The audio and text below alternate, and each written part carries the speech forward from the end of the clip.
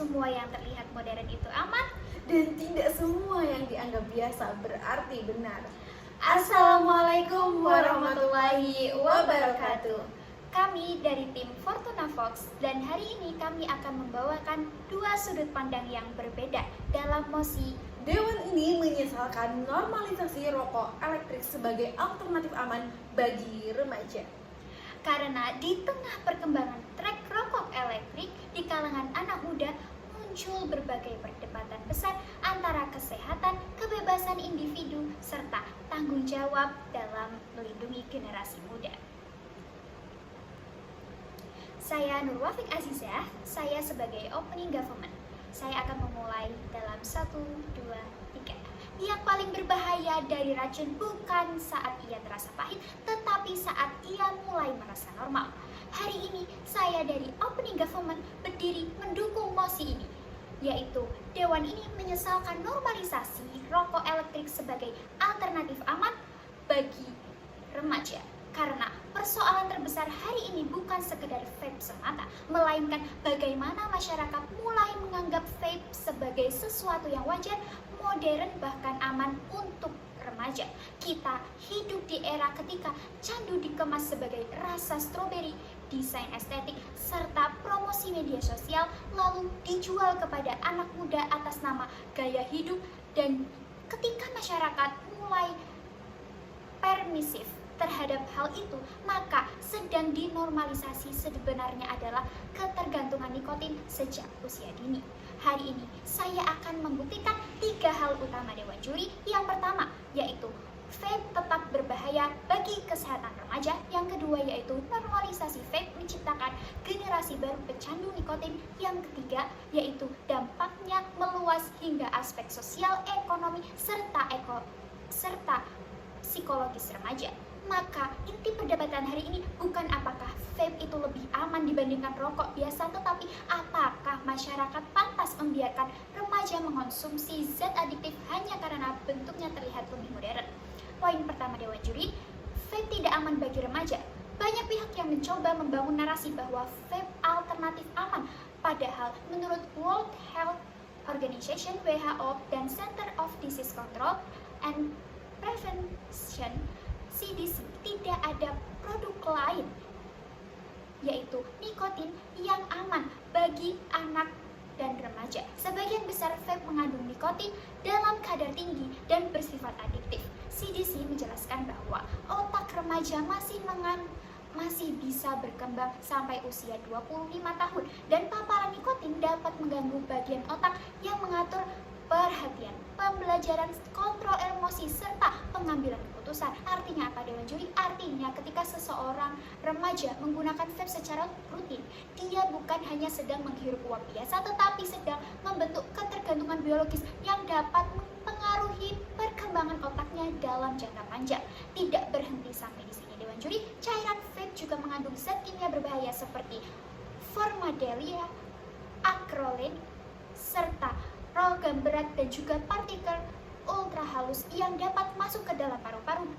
Bahkan pada tahun 2019, Amerika Serikat mengalami kasus EVALI atau e-cigarette or vaping product use associated lung injury yang menyebabkan lebih dari 2.800 orang dirawat Dewan Juri di rumah sakit dan puluhan lainnya meninggal dunia akibat cedera terkait vape menurut data CDC. Jadi ketika masyarakat berkata vape itu aman, itu bukanlah fakta Dewan Juri, melainkan ilusi publik yang dibentuk oleh industri. Poin kedua Dewan Juri, normalisasi vape menciptakan generasi baru pecandu nikotin. WHO menyatakan bahwa industri rokok elektrik secara aktif menargetkan anak muda melalui media sosial, influencer, flavor yang manis, dan desain produk yang menarik. Kita bisa lihat sendiri Dewan Juri bagaimana vape dipromosikan dengan rasa permen, mangga, coklat, bubble gum, bahkan minuman soda Dewan Juri. Pertanyaannya sederhana, kalau produk ini benar-benar ditunjukkan untuk memberhentikan merokok pada orang dewasa, mengapa tampilannya justru lebih mirip seperti mainan anak muda?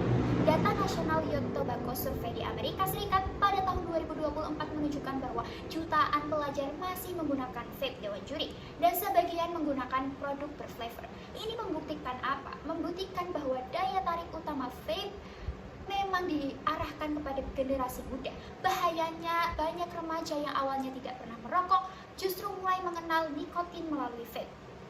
Penelitian menunjukkan remaja pengguna vape mempunyai kemampuan lebih tinggi untuk beralih menjadi perokok konvensional dibanding remaja yang tidak pernah vaping. Jadi, vape bukan solusi pemberhentian merokok untuk remaja, melainkan pintu masuk untuk kecanduan baru, Dewan Juri. Normalisasi ini juga menghilangkan alarm sosial yang terhadap bahaya nikotin itu sendiri, Dewan Juri. Dulu merokok dianggap berbahaya dan banyak sekali ruang publik mulai menolak rokok. Tetapi hari ini vape hadir sebagai citra baru, lebih keren, lebih modern, lebih estetik, Dewan Juri. Ketika anak muda mengunggah vape ke media sosial dan lingkungan menganggapnya biasa saja, maka resistensi sosial terhadap adiksi perlahan menghilang. Dan ketika sesuatu sudah dianggap normal, remaja itu tidak akan mempunyai alasan untuk takut mencobanya, Dewan Juri. Poin yang ketiga yaitu dampak vape bukan hanya kesehatan tetapi sosial dan juga psikologis, Dewan Juri. Nikotin dapat meningkatkan kecemasan, mood swing, dan juga gagal fokus hingga resiko depresi pada remaja. Banyak remaja yang akhirnya sulit berkonsentrasi di sekolah karena apa, Dewan Juri? Karena ketergantungan terhadap nikotin itu sendiri. Selain itu, budaya vape menciptakan tekanan sosial yang baru. Remaja yang tidak ikut vaping serta dianggap kurang gaul tidak mengikuti tren, akibatnya keputusan menggunakan vape sering hadir bukan dari kebutuhan pribadi tetapi dari tekanan lingkungan. Dampak ekonominya juga nyata, Dewan Juri. Uang jajan yang seharusnya digunakan untuk pendidikan atau kebutuhan produktif justru habis untuk membeli pot dan liquid. Ketika ketergantungan meningkat, pengeluaran ikut meningkat. Dan yang paling berbahaya, Dewan Juri, masyarakat mulai permisif karena menganggap vape tidak separah merokok. Inilah yang saya selesaikan, Dewan Juri. Bukan hanya produknya, tetapi budaya pembiaran terhadap candu yang dibungkus oleh modernitas. Karena itu saya menawarkan solusi yang konkret, Dewan Juri. Yang pertama yaitu edukasi berbasis sains di sekolah mengenai bahaya nikotin dan vape. Yang kedua, Dewan Juri, pembatasan iklan vape terutama di media sosial yang menyasar kepada anak muda. Yang ketiga, Dewan Juri, regulasi ketat terhadap flavor dan desain produk yang jelas-jelas menarik perhatian remaja. Yang keempat, penyediaan layanan konseling dan rehabilitasi nikotin bagi remaja yang sudah kecanduan. Pada akhirnya, yang dipertaruhkan hari ini bukan sekedar pilihan produk tetapi masa depan generasi muda. Karena candu tidak menjadi aman hanya karena aroma stroberi dan racun tidak berubah sehat hanya karena dikemas lebih modern. Ketika masyarakat mulai menormalisasi vape bagi remaja, maka yang dinormalisasikan sebenarnya adalah kerusakan kesehatan itu sendiri, Dewan Juri, ketergantungan nikotin dan hilangnya perlindungan terhadap generasi muda. Maka saya dari Opening Government dengan tegas mendukung mosi ini. Sekian, terima kasih.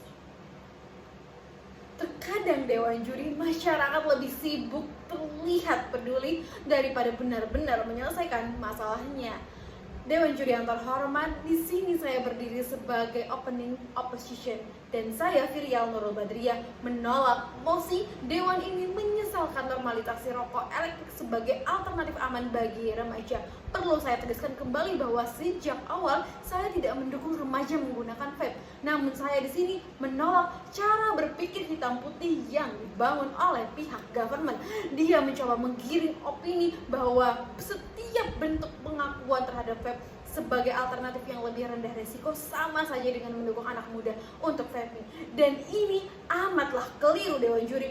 Pun dalam dunia nyata, Dewan Juri, realitanya kebijakan publik tidak dibangun dari kepanikan moral, Dewan Juri, tapi dari efektivitas solusi. Ketika jutaan orang termasuk remaja sudah terpapar rokok konvensional, maka pendekatan yang dibutuhkan adalah harm reduction atau pengurangan dampak buruk. Artinya adalah bagaimana mengurangi resiko kesehatan yang lebih besar ketika perilaku tersebut sudah terjadi di masyarakat. Poin pertama yang perlu saya tegaskan, Dewan Juri, vape secara relatif memiliki resiko lebih rendah dibandingkan rokok konvensional. Rokok biasa bekerja melalui pembakaran tembakau yang menghasilkan lebih dari 7.000 zat kimia, dan itu bukanlah angka yang sedikit, termasuk tar dan karbon monoksida yang menjadi penyebab utama kanker paru-paru dan penyakit jantung. Sementara, Dewan Juri, vape tidaklah melalui proses pembakaran yang sama. Pun hal ini dipertegas oleh Public Health England pada laporan yang amat sering dikutip dalam kebijakan kesehatan yang menyebutkan bahwa vape diperkirakan jauh lebih rendah resiko dibandingkan rokok konvensional bagi perokok dewasa. Bahkan CDC pun yang sering disebutkan oleh pihak government mengakui bahwa beberapa orang dewasa menggunakan vape sebagai alternatif untuk berhenti merokok. Poin saya sederhana Dewan Juri, ketika seseorang remaja menjadi perokok aktif, perpindahan ke produk dengan tingkat paparan zat pembakaran yang lebih rendah dapat menjadi langkah pengurangan resiko. Government pun sedari tadi Dewan Juri gagal membedakan antara aman sepenuhnya dan lebih rendah resiko. Pun dalam dunia kesehatan publik Dewan Juri, banyak kebijakan tidak bertujuan menciptakan kondisi ideal sempurna Dewan Juri, tetapi mengurangi kerusakan yang sudah ada. Poin kedua Dewan Juri, stigma dan pelarangan total justru sangatlah kontraproduktif. Sejarah menunjukkan bahwa pendekatan yang terlalu represif terhadap anak muda sering kali gagal. Ketika sesuatu dianggap sangatlah tabu, rasa penasaran meningkat. Ketika akses legal dipersulit tanpa edukasi yang baik, maka pasar ilegal akan terus-menerus berkembang. Dan pasar ilegal jauh lebih berbahaya karena tidak memiliki pengawasan komunitas maupun pembatasan usia. Dan di sini kita bisa melihat Dewan Juri bahwa vape ilegal dan liquid oplosan sudah mulai bermunculan di berbagai negara. Ketika negara hanya fokus pada narasi vape adalah musuh, maka remaja yang tetap ingin mencoba akan mencari produk bawah tanah tanpa kontrol keamanan. Akibatnya adalah resiko kesehatan justru lebih besar. Jadi solusi bukanlah sekedar menyesuaikan normalisasi Dewan Juri, tetapi bagaimana menciptakan regulasi yang lebih realistis dan juga efektif. Pun poin yang ketiga Dewan Juri, akar dari masalah sebenarnya bukanlah vape Dewan Juri, tetapi lemahnya edukasi dan pengawasan sosial. Pihak government terlalu fokus menyalahkan produk, padahal faktor utama yang mendorong remaja vaping adalah tekanan pergaulan. Media sosial, kurangnya komunikasi dari keluarga, dan minimnya edukasi kesehatan. Kalaupun semua kesalahan dibebankan kepada vape, maka setelah vape hilang pun remaja tetap bisa mencari bentuk pelarian lain seperti alkohol atau zat adiktif yang berbahaya lainnya. Karena itu, di sini saya menawarkan solusi yang lebih proporsional dan juga masuk akal Dewan Juri. Pertama, memperketat pembatasan usia pembelian vape. Kedua, memberantas distribusi ilegal dan produk oplosan. Yang ketiga, memberikan edukasi kesehatan berbasis fakta, data, dan bukanlah propaganda ketakutan. Yang keempat terakhir, menggunakan pendekatan harm reduction bagi remaja yang menjadi perokok aktif agar mereka tidak terus-menerus terpapar resiko rokok konvensional yang lebih tinggi. Pada akhirnya Dewan Juri yang terhormat, pihak government terlalu sibuk membangun citra moral bahwa dia sedang melindungi generasi muda, tetapi dia lupa bahwa solusi haruslah realistis dan juga bisa diterapkan, karena tujuan utama kebijakan publik bukan terdengar paling suci, melainkan menghasilkan dampak efektif. Dan dalam realitas saat ini, pendekatan pengurangan resiko justru lebih masuk akal dibandingkan sekedar dominasi total. Maka saya dari Opening Opposition menolak mosi ini dengan tegas, lugas, dan jelas. Terima kasih.